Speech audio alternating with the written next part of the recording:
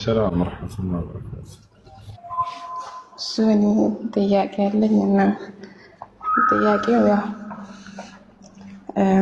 እኔ ክርስቲያን ባል አግብቼ ነበር። ያው እኔ ቤተሰቤ ሙስሊሞች ናቸው ወይ ሙስሊም ነበርኩኝ እና አጋጣሚ ክርስቲያን ባል አገባሁ።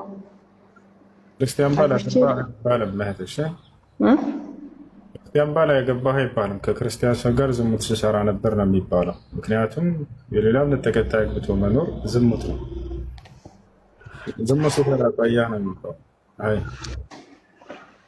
ልክ ነው። ብቻ 7 ዓመት ቆይቻለሁ፣ ያው ከምንም ሳልጨመር። እኔ ግን ያው አገባው እንጂ መጀመሪያ ያው እሱ ብዙም ክርስትና ላይ እንትን ምን ነበረ አጋጣሚ ነበር እና እንደሚቀይር ምናምን ተናግሮኝ ነው ያገባው።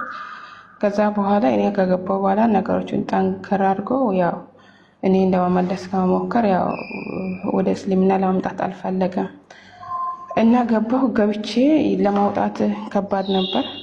7 ዓመት ቆየሁ። በ7 ዓመት ውስጥ ልጆችም አሉኝ እና አልቻልኩም።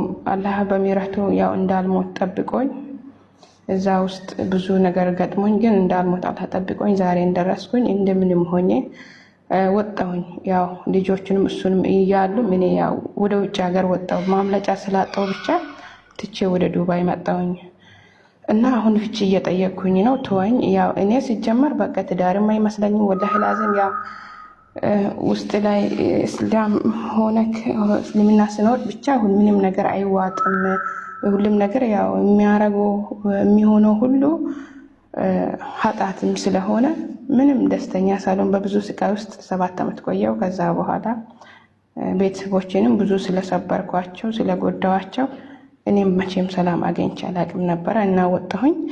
ወጥቼ እዚህ መጥቻለሁ እና እርግፍ አድርጌ ለመተው ፈልጌያለሁ።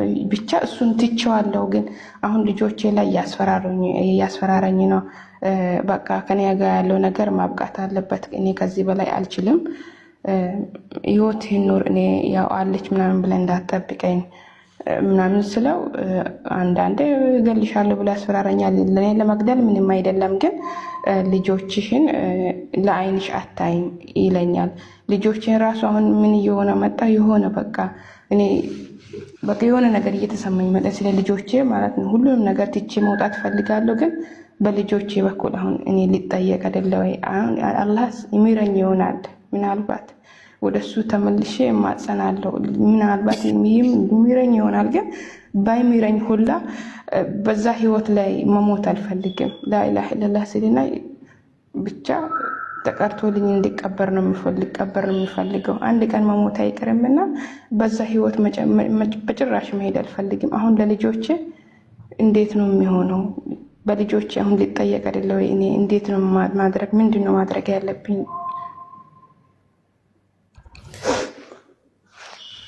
ብዙ ጊዜ ተናግሬያለሁ።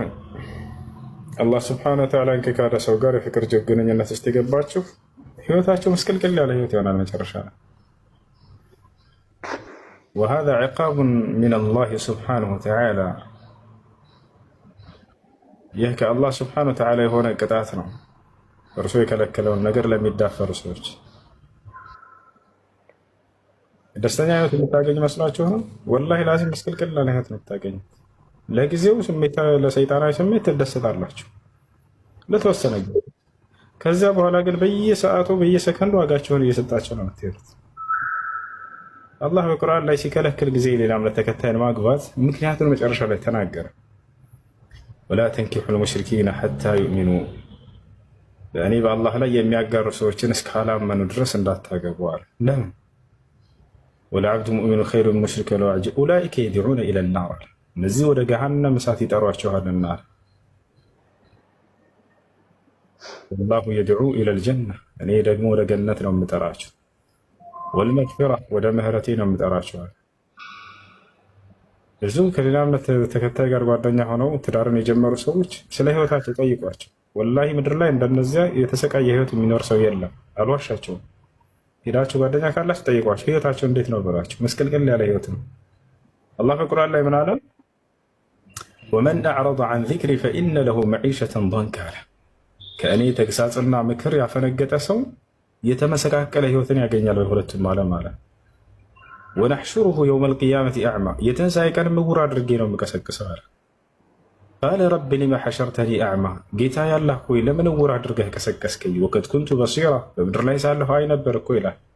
ቃለ ከዛሊከ አተትከ አያቱና ፈነሲተሃ ወከዛሊከ ልየውመ ቱንሳ ልክ እንዲሁ በምድር ላይ ሳለህ የእኔ ተግሳጽ አናቅጾች የመተውልህ ዘውር ብለህ አፈንግጠህ ሂደህ ነበርና ዛሬም ዛሬም አንተን በጀሃነም ውስጥ ትቼ እረሳሃለሁኝ ይለዋል አላህ።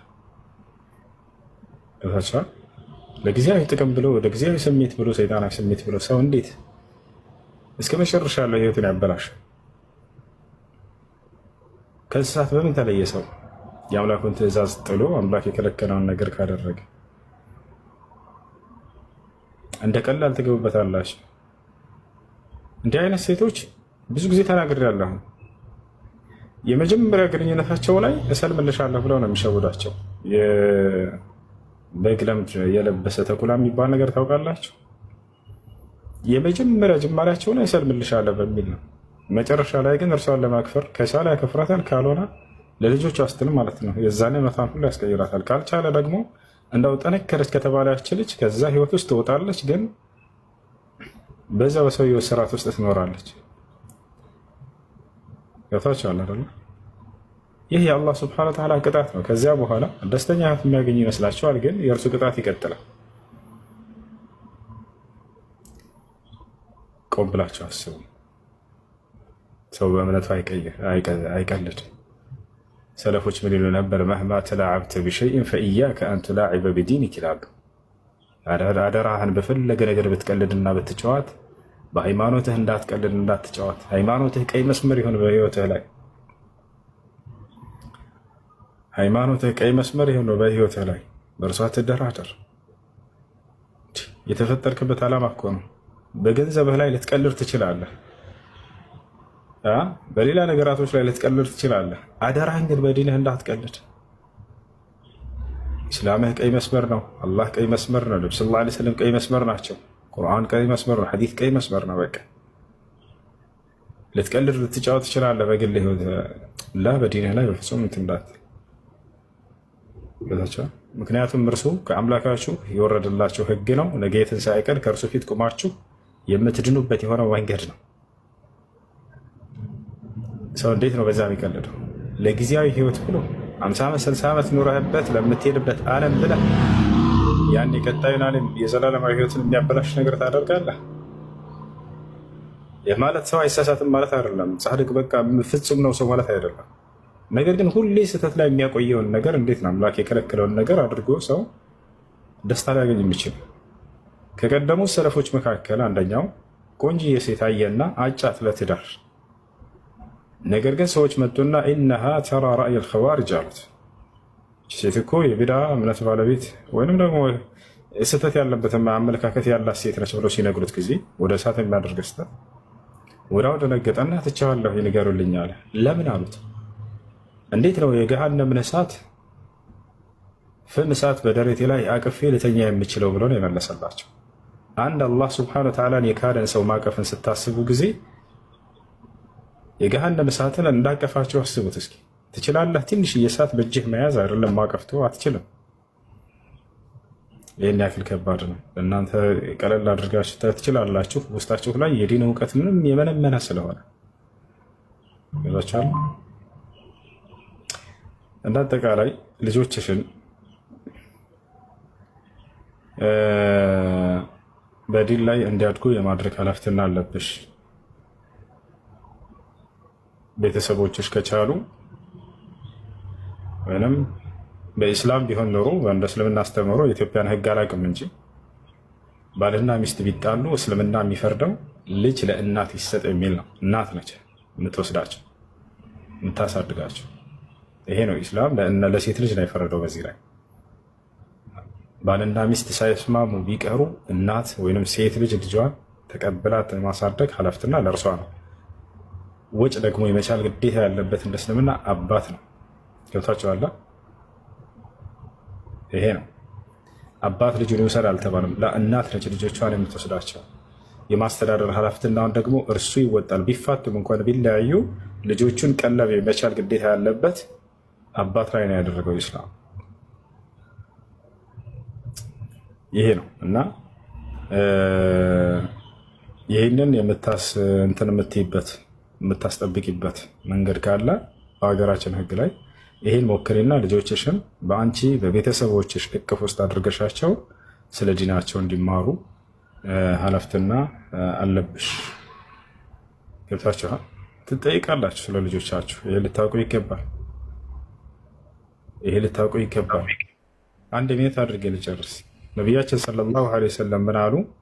ኩልኩም ራዒን ወኩልኩም መስኡሉን አን ረዕየቲህ ወረጁሉ ራዒን ፊ አህሊሂ ወመስኡሉን አን ረዕየቲህ ወልመርአቱ ራዕየቱን ፊ አህሊ በይቲሃ ወመስኡለቱን አን ረዕየቲሃ። ነቢያችን ሰለላሁ ዐለይሂ ወሰለም ምን አሉ?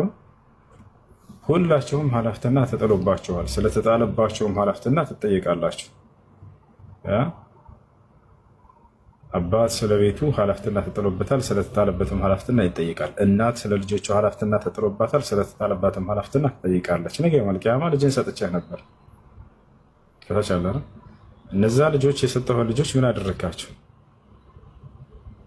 እኔ ባዘዝኩህ መንገድ ላይ አሳደግኩ ወይንስ አላሳደግክም ብሎ ነው መጀመሪያ ይጠይቃቸው። ስለዚህ ይህንን ትኩረት አድርገሽ በአንቺና በቤተሰቦችሽ እቅፍ ውስጥ ነው ስለ ዲናቸው እንዲማሩ የምታደርግበት መንገድ ካለ በቻልሽው አቅም ሞክሪ። ስለ አንቺ ስላለፈው ከእርሱ ጋር የኖርሽው ህይወት ዝሙት ነው። ከካፊር ጋር ትዳር ይዘናል ብላችሁ እንዳታስቡ። አምላክ አላህ ሱብሓነሁ ወተዓላ ከካደ ሰው ጋር ያደረጋችሁት ትዳር ብላችሁ ያሰባችሁት ነገር ዝሙት ነው። ስለዚህ ስላለፈው ለ7 ዓመት ስትሰር የነበረው እንደ ዝሙት ተጽፏል ከአላህ ዘንድ ገብታችኋል። ስለዚህ ያንን ተውበት አድርጊ። ወደ አላህ ንስሐ እስካደረግሽው ድረስ አላህ ይቅርታ ሊልሽ ቃል ገብቷል። ወኢኒ ለገፋሩ ሊመን ታባ አለ። ወደ እኔ ንስሐ ላደረገ ባሪያዬ እኔ ምርለታለሁ ብሎ ቃል ገብቷል። እርሱ ተመላሽ ባሪያዎችን በጣም ይወዳል። ኢነላሃ ዩሒቡ አልዐብድ ታኢብ አሉ ነቢ ሰለላሁ ዐለይሂ ወሰለም። አላህ ወደ እርሱ ንስሐ የሚያደርጉ ባሪያዎቹን እንዳውም በጣም ይወዳቸዋል። አደም ዓለይሂ ሰላም መጀመሪያ ከነበረው ደረጃ ኃጢአት ሰርተው ንስሐ ካደረገ በኋላ ደረጃው ከፍ እንዳለ ታውቃላችሁ። ምክንያቱም አላህ ተመላሽ ባሪያዎችን በጣም ይወዳቸዋል። እንደ ሰው አይደለም። አላህ ሰው ቢሆን ተሳስተህ ከሆነ ንስሐ ወደ ይቅርታ ብትጠይቀው ይቅርታ አድርጎልህ ራሱ አንተ እኮ ከዚህ በፊት እንዲህ አድርገህ ነበር ረሳኸው እንደ ይልሃል። አላህ ጋር እንደዛ የለም። እያወቀ ባለፈው ማንነትህ አይይዝህም፣ ባለፈው ማንነትህ አይመዝንህም። ነገር ግን ከስህተትህ ከተመለስክ በኋላ ባለው ማንነትህ ነው አዲስ ፋይል ገልጦ በዚያ ላይ የሚይዝህ። የሰው ልጅ ቢሆን በሁለቱም ጊዜ አያስቀምጥህም። ኃጢአት ስትሰራ ይህ እኮ መጥፎ ሰው ነው ይልሃል። ከኃጢአትህ ስትመለስ ይህ እኮ በፊት ኃጢአተኛ ነበር ይልሃል። አላህ ደግሞ በዚህ ተቃራኒ ነው። ኃጢአት ስትሰራ ና ወደ እኔ ተመለስ ብሎ ይጠራል። ንስሐ አድርገህ ስትመለስ ይሄ እኮ መጥፎ ሰው ነበር አይልህም። አሁን ያለህበትን ማንነትህን ነው የሚያይህ። ገብታችኋል? ቁል ያ ዒባዲየ አለዚነ አስረፉ ዐላ አንፉሲሂም ላ ተቅነጡ ሚን ረሕመቲላህ ይላል አላህ። ሙሐመድ ሆይ አለ ቁል በል እናንተ በራሳችሁ ላይ ወሰን በማለፍ ኃጢአትን በመስራት በራሳችሁ ላይ ወሰን ያለፋችሁ ባሪያዎቼ ሆይ ከእኔ እዝነት ተስፋ አትቁረጡ ብሏችኋል አምላካችሁ አላህ ብለህ ለሰዎች ንገራቸው ይላል። ኢነላሃ የግፊሩ ዙኑበ ጀሚዓ እኔ ወንጀሎችን ሁሉ የምምር አምላክ ነኝና አለ። የፈለገ የወንጀልህ ክብደት ቢያሳስብህ የአምላክህ ኃያልነትና የአምላክህ መሐሪነት የአምላክህ አዛኝነት ከዚያ በላይ ልታስበው ይገባል። ገብተዋል? እርሱ ወንጀልህ በዝቷልና አልምርህም ብሎ የሚመልስ አምላክ አይደለም። እና ይህን ይመስላል። ወደ አላህ ተውበት አድርጊ ስላለፈው ልጆችሽን በቤተሰብ እቅፍ ውስጥ አድርገሽ ስለ ዲናቸው እንዲማሩ ለማድረግ ጣሪላቸው ቻልሽው አቅም። አላህ ይክረም። ሰላም አለይኩም ኡስታዝ። እነዚህ ሁሉ ተረኛ እየጠበቁ ነው። እሺ